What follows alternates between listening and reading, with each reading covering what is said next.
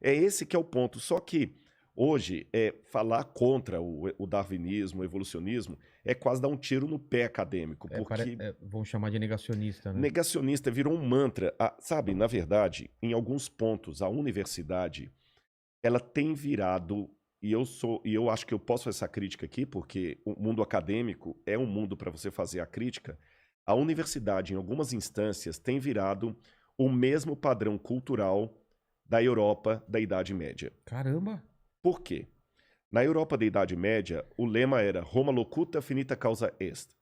Roma falou, acabou. O que é dogma da igreja, você não pode questionar, tá certo? Então, se nos dogmas da igreja estavam ditos que... Vou dar um exemplo para você. Por uma interpretação errada da Bíblia hebraica, Jerônimo traduziu que a terra permanece para sempre. Estate, que ele traduz em latim. Tá. Só que no hebraico, quando fala a terra permanece para sempre, quer dizer, ela dura para sempre.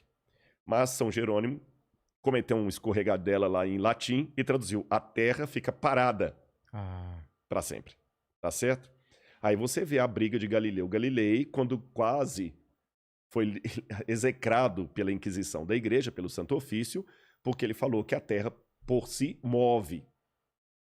Então, naquela época, você ousar dizer algo contra os dogmas da igreja, você estava cometendo um suicídio intelectual e, ao mesmo tempo, social. Porque não podia falar nada contra excomungado. Não podia falar nada contra o dogma da igreja. Roma locuta, finita causa est. Roma falou, silêncio, shut up, acabou.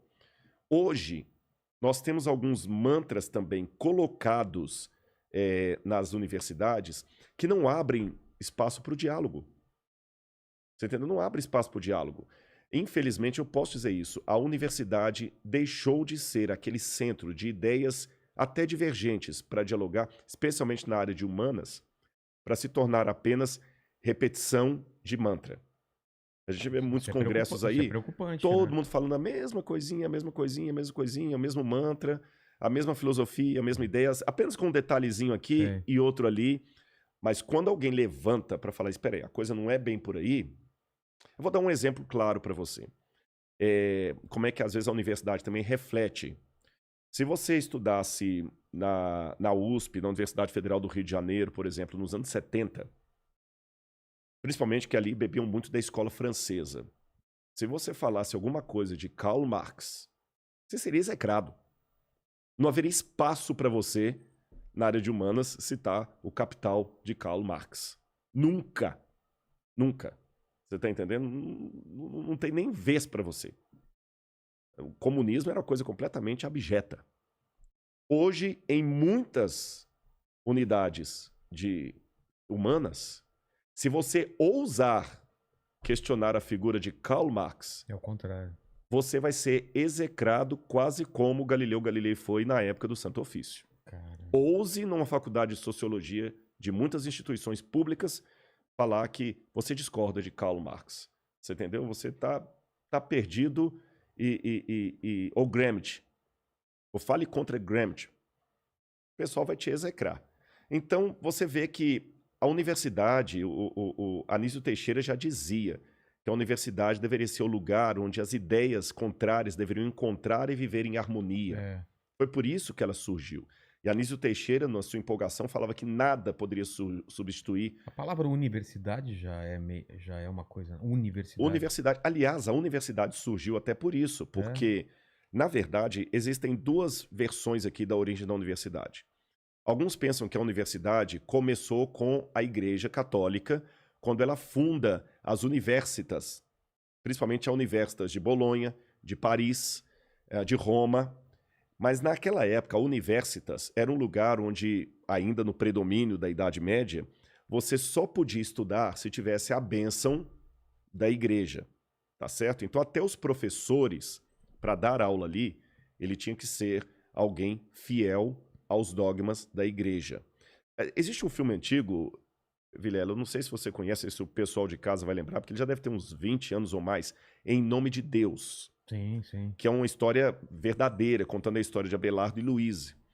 Eu visitei em Père Lachaise, lá na França, em Paris, no cemitério de Père Lachaise o túmulo deles, que é uma história real, embora ela aconteceu na Itália, mas a história é real e terminou na França. Ele era professor de filosofia. Ele não era padre, não era sacerdote, mas mesmo sendo professor de filosofia, ele tinha que fazer votos de castidade com a igreja. Tá. E quando ele vai se tornar tutor da Louise, ele se apaixona por ela, pede para casar com ela. O tio dele, em ligação com o bispo da cidade, manda castrá-lo, Caramba! para ele não ficar com a menina. Aí ele se torna padre, castrado, e ela se torna freira. E eles constroem monastérios de clausura, um perto do outro. E ficavam trocando cartas de amor a vida toda, Nossa, até que morrer. desespero. Você nunca mais se vê. É bonito, é triste, É triste, mas é bonito, bonita. né? E você lê as cartas deles ali, ele para ela para ele, né? Falando assim, que sentimento é esse? Bom, mas essa história ilustra o que eu quero dizer. Naquela época, ele era professor, mas ele não podia se dar ao luxo de casar só porque ele era um professor formado por uma universitas. Todo mundo que estudava lá tinha que ter, em primeiro lugar, o título de teologia. Por isso que quase todos os que formavam nas universidades eram primeiro teólogo para depois ser outra coisa. Tá. Com o tempo, na época de Tomás de Aquino, Carlos Magno, que a igreja começa a valorizar a filosofia aristotélica, eles começam a falar, então tá bom, a filosofia, que era ancila teológica, como se diz em latim, a serva da teologia, agora ela é a mãe da ciência. Então quando você estuda lá, você tem que ser, em primeiro lugar, filósofo. É por isso que a gente, quando faz doutorado, na América, eles chamam de PhD, doutorado em filosofia, mas o cara é físico. Mas ele é um PhD, doutor em filosofia. Ele é médico, né? Ele é pastor, mas ele fez um PhD, doutorado em filosofia. Nunca estudou filosofia. Filosofia virou nome genérico. Entendi. Então você não tinha como escapar da filosofia eclesiástica, tomista, aristotélica, Santo Tomás de Aquino, e da teologia. Você não podia nem falar assim, não, então tá bom, então eu desisto de ser professor, eu vou casar com a menina que eu tô... Não. Não tinha essa opção. Não tinha essa opção. Hoje, a academia, eu sei que muita gente está assistindo, está se revirando, porque não está aceitando o que eu estou falando, mas é a mais pura verdade. Está chegando uma época em que os alunos universitários têm que aprender a questionar a própria universidade. Porque esse é o papel da universidade. Fazer o aluno ser mais do que simplesmente o refletor do pensamento alheio. Reproduzir o pensamento alheio. E hoje nós estamos produzindo acadêmicos em série. Você vê as pesquisas, as teses, os artigos científicos, é material em série. Você está entendendo? Especialmente na área de humanas, que é a área que eu sou. Não estou falando de todas. E se você, hoje, fala assim, peraí, mas eu discordo dessa visão aí do professor. Acabou. Não tem mais vez para você. Se você não compra as pautas sociais com o discurso que é dito hoje dentro, você está execrado pelos professores, pelo diretório estudantil, você está entendendo? E quem vai fazer mestrado e doutorado sofre muito. Então nós estamos, de certa forma, sem nenhum anacronismo, eu diria, revivendo a época medieval, só que na época das luzes. Exatamente. E qual é a solução para isso? Good question. Exatamente, Good question. Porque a gente está formando mais gente que vai repetir essa mesma coisa. É um ciclo que precisa ser quebrado uma hora, né?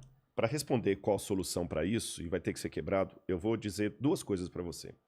Em primeiro lugar, para provar que isso aqui não é sandice da minha cabeça, coisinha que eu estou achando, eu tenho em casa até um livro que foi publicado, ele agora já está um pouco antigo, ele já está com uns 15 anos, que ele fez uma análise de várias universidades no Brasil, públicas e privadas, estatística, tudo tabulado. E ele copiou um tipo de análise que também foi feita nos Estados Unidos em universidades sérias, como Yale, Harvard, Princeton e outras mais, Berkeley, na Califórnia. E essas pesquisas mostraram que o índice de pensamento próprio e positivo e pessoal, melhor dizendo, pensamento pessoal de alunos universitários é baixíssimo. Então. A falta formular ideias próprias, pensamentos baixíssimo, próprios. Baixíssimo. A incapacidade de alunos de grandes universidades do Brasil e do exterior de produzir um texto com ideias próprias é baixíssima. Alunos, nota A, que quando você pergunta para ele questões conteudistas, ele gabarita. Ele repete com precisão tudo que o professor falou, o mantra todinho. Mas quando você tira o conceito colocado, inculcado em sala de aula e fala assim, agora se vira sozinho, ele não sabe se expressar. Dificuldade de se expressar por escrito. Por que a gente até brincou que livro é cultura inútil? Porque agora mesmo muitos alunos com diploma não querem mais ler um livro dessa grossura. Eles querem assistir um videozinho de 3 minutos que dá um resumão para ele ali. Exatamente. Você tá entendendo? Ou então ler uma resenha lá e boa. Tem filme sobre isso? Tem filme, clássicos. Os jovens não querem mais ler os clássicos. O pessoal cita Voltaire, mas nunca leram Voltaire. Cita Aristóteles, mas nunca leram a Ética Nicômaco. Pega só trechos E só trechos. A não ser que o professor exige na matéria dele.